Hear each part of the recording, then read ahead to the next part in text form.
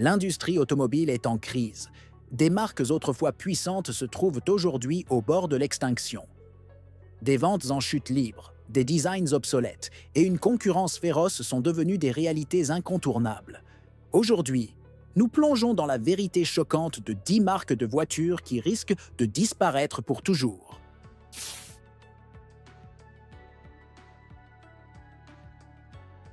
Souvenez-vous des années 90 et 2000, lorsque les voitures Mitsubishi envahissaient les rues. Le Galant à l'entrée des centres commerciaux, l'Eclipse dans les parkings des lycées et l'emblématique Lancée Evolution dévalant les autoroutes. Ces voitures avaient du caractère. Elles représentaient l'accessibilité et la sportivité. Mais aujourd'hui, vous seriez chanceux de voir plus d'une Mitsubishi lors de vos trajets quotidiens.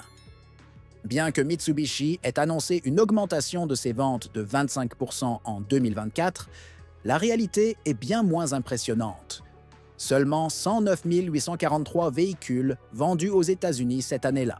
En comparaison, Toyota ou Honda vendent plus que cela en un seul mois. C'est comme célébrer une petite victoire, alors que tout le monde autour de vous récolte des millions. Et pour couronner le tout, Mitsubishi a récemment abandonné son modèle phare, la Mirage, qui était une véritable bouée de sauvetage pour les étudiants et les jeunes conducteurs. Sans elle, il ne reste plus grand-chose. L'Outlander, l'Eclipse Cross, mais aucun modèle vraiment innovant pour concurrencer les géants comme Toyota et Honda. Sans une réinvention rapide, Mitsubishi pourrait bien suivre les traces de Saturn et Pontiac.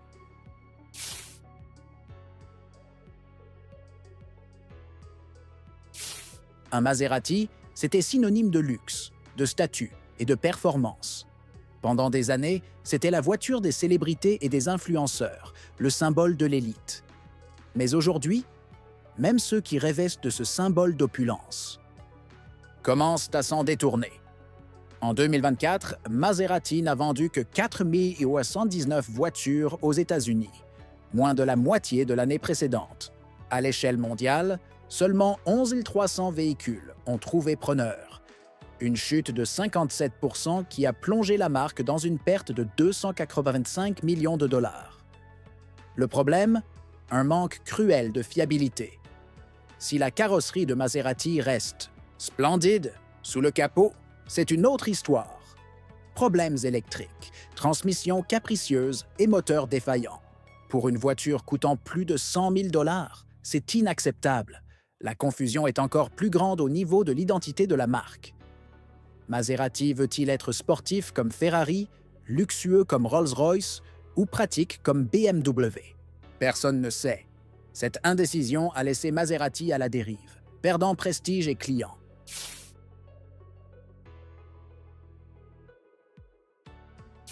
Jaguar, autrefois symbole du luxe britannique, traverse une crise existentielle. Il fut un temps où posséder une Jaguar signifiait avoir une voiture raffinée, puissante et élégante. Mais aujourd'hui, la marque semble perdue dans le monde moderne de l'automobile. En 2024, Jaguar a vendu seulement 33 000 véhicules dans le monde, une chute vertigineuse de 82% par rapport à il y a 6 ans. Aux États-Unis, ses ventes sont tombées à 13 210 unités, soit moins qu'une journée de vente pour des géants comme Toyota. Mais ce n'est pas qu'une question de chiffres. Jaguar a pris un pari risqué en se tournant vers les véhicules électriques, abandonnant presque complètement ses moteurs à essence. Le F-Pace, leur SUV phare, lutte désormais pour maintenir son attrait face à une concurrence acharnée. Malheureusement, cette transition semble trop tardive. Les clients traditionnels de Jaguar, qui privilégient des moteurs puissants et un confort haut de gamme, ne sont pas convaincus par le changement. Le plus grand défi? S'assurer que la renaissance électrique de Jaguar ne soit pas juste un dernier souffle avant la disparition.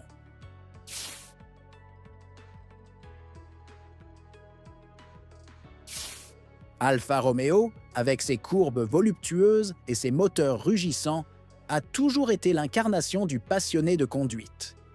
Mais aujourd'hui, la marque italienne, autrefois adulée, se retrouve coincée dans un déclin qui semble inévitable. Il y a à peine quelques années, Alfa Romeo était synonyme de voiture de caractère, comme la Giulia et le Stelvio. Pourtant, en 2024, les ventes de la marque aux États-Unis sont tombées à moins de 9 000 unités, une chute vertigineuse par rapport aux 24 000 de 2018. Le problème? Les voitures sont magnifiques, mais elles sont loin d'être fiables. Les propriétaires signalent des pannes répétées dès les premiers kilomètres, des problèmes de suspension aux systèmes électroniques capricieux. Ce qui devait être une conduite exaltante se transforme souvent en une expérience frustrante. Et maintenant, même les modèles les plus excitants de la marque, comme la Quadrifoglio, se retrouvent noyés dans un océan de critiques. À quoi? Bon avoir de la beauté sous le capot si le moteur vous laisse tomber en plein milieu du trajet.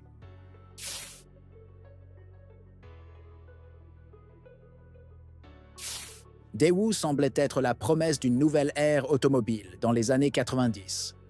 Avec ses voitures abordables, fiables et disponibles à des prix compétitifs, la marque sud-coréenne semblait prête à défier les géants comme Honda et Toyota. Mais en un clin d'œil, Daewoo a disparu. Au début des années 2000, la marque était partout.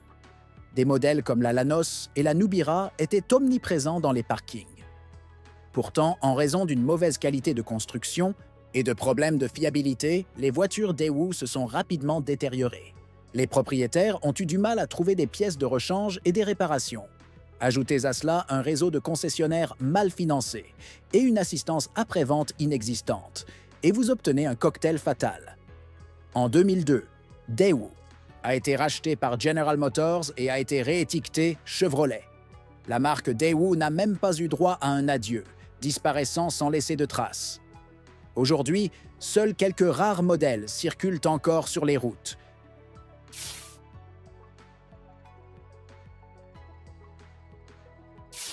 Mini, autrefois l'icône de la conduite citadine, se trouve à la croisée des chemins.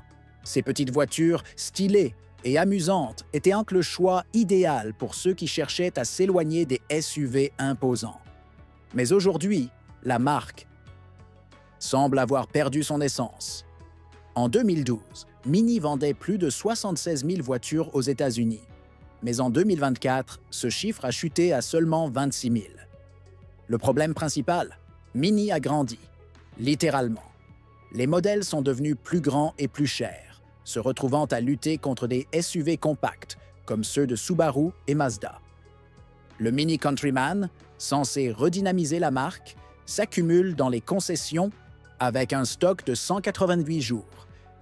Les consommateurs commencent à se poser la question: pourquoi dépenser autant pour une Mini qui perd son caractère, alors qu'on peut obtenir un véhicule plus spacieux, plus fiable et souvent moins cher? Sans un retour aux racines, petite taille, agilité et prix abordables, Mini pourrait bien finir par disparaître.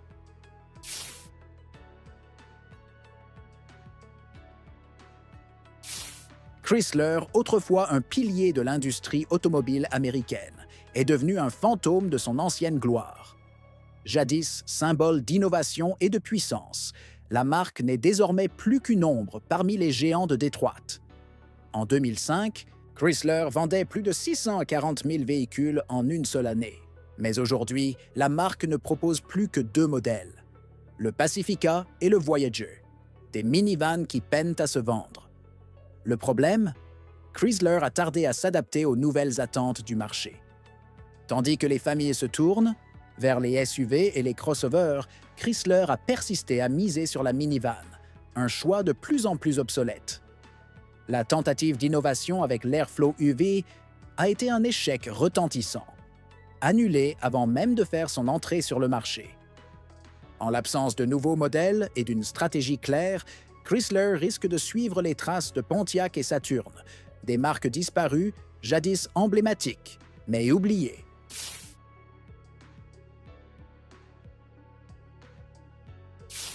Nissan était autrefois un leader incontesté de l'industrie automobile, offrant des véhicules fiables, abordables et innovants. Mais aujourd'hui, la marque se trouve à la dérive, incapable de suivre le rythme des autres géants du secteur. Première claque est venue de l'échec de Nissan à capitaliser sur son succès avec la Leaf, l'un des premiers véhicules électriques grand public. Tandis que des entreprises comme Tesla et Hyundai progressaient rapidement avec des modèles électriques modernes, Nissan n'a pas su renouveler sa gamme. Résultat, la Leaf est restée figée dans le passé et Nissan a perdu son leadership dans l'électrification.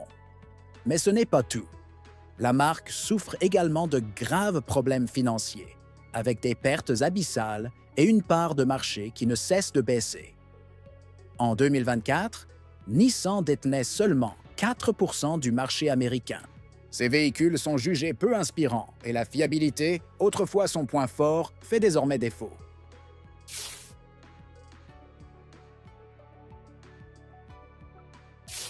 Fiat est l'une des grandes énigmes de l'industrie automobile. En tant que marque emblématique européenne, Fiat a tenté de percer sur le marché américain. Mais en 2024, les résultats sont catastrophiques. La marque n'a vendu que 528 voitures aux États-Unis cette année-là, un chiffre dérisoire comparé aux millions d'unités écoulées par ses concurrents. Fiat a bien essayé de se relancer avec le Fiat 500, un modèle emblématique qui symbolisait la petite voiture, citadine, mignonne et pratique. Mais la réalité est bien différente. Les Américains, préférant désormais les SUV et les pick-up, ne sont plus intéressés par des voitures compactes. En outre, la réputation de la marque en matière de fiabilité est loin d'être irréprochable. Les Fiat se sont rapidement retrouvés sur la liste des véhicules les moins fiables, ce qui a contribué à sa chute. La question se pose, Fiat peut-elle encore se réinventer en Amérique ou est-ce un projet voué à l'échec dès le départ?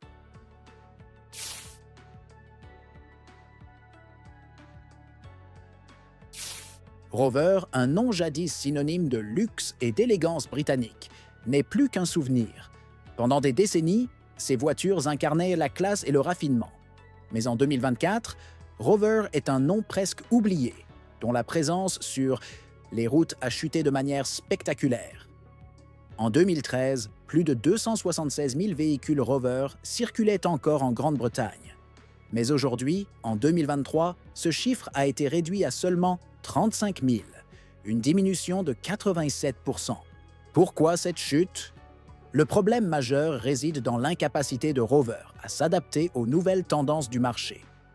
Tandis que des marques concurrentes se lançaient dans des véhicules modernes, sûrs et technologiquement avancés, Rover est resté ancré dans le passé, avec des modèles dépassés et une technologie obsolète.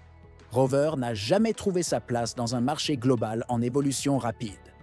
Son échec à se réinventer a scellé son destin. Aujourd'hui, Rover est une marque qui n'existe plus que dans les mémoires.